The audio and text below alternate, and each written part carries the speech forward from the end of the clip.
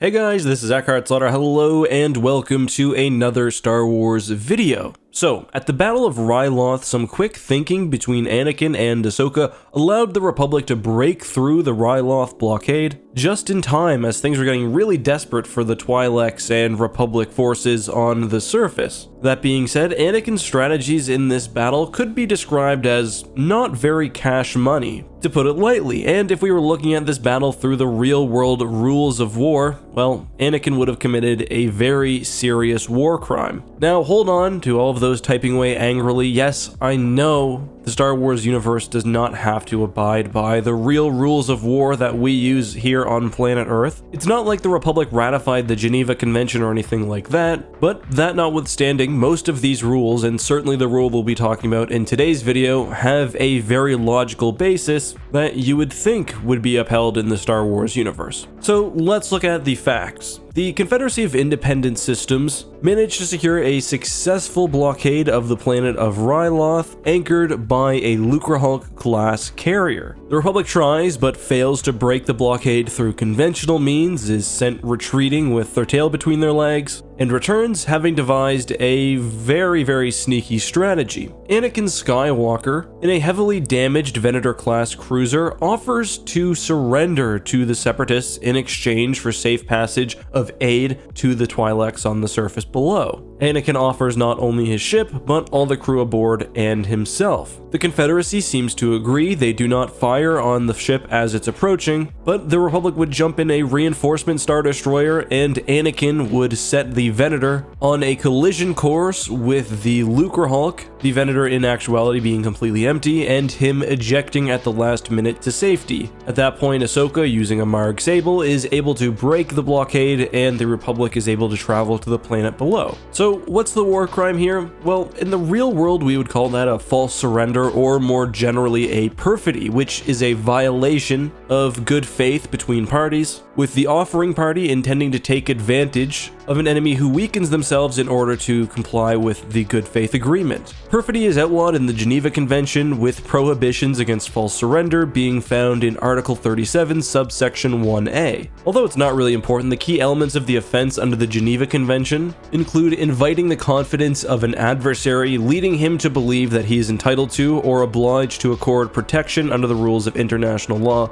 applicable in armed conflict, with the intent to betray that confidence. And this includes with an intent to negotiate under a flag of truce or of surrender. But perfidy has been considered by far more than just the Geneva Convention, but also has been at times ignored throughout the history of warfare. Let's look at what Anakin does specifically, why it would violate the rules that we have in our real world, and why even without formal rules perhaps in the Star Wars universe, it's still problematic. Alright, so essentially Anakin is relying on the good faith of the Confederacy of Independent Systems fleet to not fire on a surrendered enemy. By not firing, the Confederacy puts itself in a weakened position as the Venator is able to approach the flagship, which would otherwise not be possible just because of the overwhelming firepower by the Separatists. Then, of course, Anakin breaks that confidence and takes advantage of the weakened position of the Separatist flagship to ram it with his Venator. After that, Ahsoka compounds things by breaking the blockade with her ship and her starfighters. So, a false surrender. It's pretty obvious why this would violate rules in reality, but why is it still a problem in the Star Wars universe? Well, rules of war don't exist just for fun. They exist to govern how opposing sides operate during battle and when waging war. They don't serve necessarily to make things fair, they serve to establish basic standards to help keep war, I guess, as civilized as possible. So in this specific situation, when Anakin gives a false surrender, not only does he take advantage of the Confederacy in this specific battle, but he also changes the standards for what's acceptable. From now on, the Confederacy will know what the Republic is willing to do, and they may be much more brutal when dealing with real surrenders, which is part of the problem. Yes, it is a tactical victory here for the Republic, but generally it contributes to the overall brutality of the war, which is similar why pretending to be a medic or dressing as the Red Cross is also prohibited. If someone's going to pretend to be the Red Cross or a war reporter or whatever neutral party and they fire on an enemy, well, that will lead to lots of civilians or at least non-combatants being killed. And what Anakin does here is problematic for another reason, one that I pointed out in the facts. When negotiating, Anakin says specifically that he will surrender in return for the Republic being allowed to deliver aid to the civilians on Ryloth.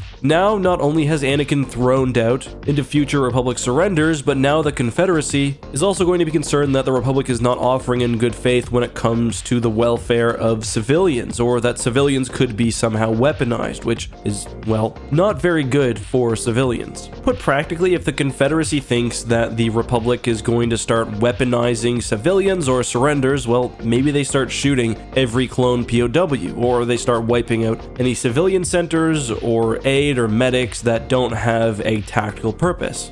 There's also a fairness principle, and it's just not fair to kill beings who are trying to do the right thing and accept surrender. Now, one defense could be, well, this was a CIS ship, there were just battle droids. Well, we don't know that. There could have been some organic beings aboard. We know that there was at least one who managed to escape. But there's everything we talked about. It's setting the precedent for what's acceptable. It's the fact that the Separatists could now do this to the Republic, and of course it devalues surrender. Of course, this wasn't the only false surrender of the Clone Wars. We see Obi-Wan pretend to surrender to the Confederacy. Anakin has a false surrender in Season 7, but it's also far, far from the only what we would on Earth consider a war crime in the Clone Wars as well. And that's to say nothing about Death Stars and super lasers, forced experimentation, and everything else really nasty that happens in the Star Wars universe. Nonetheless, I hope you guys enjoyed this video. It was maybe a little bit silly, but also an interesting look at how real-world policy and real-world international law can be applied to Star Wars. But guys, that's all for today. Until next time, please be safe, have a good one, and may the Force be with you.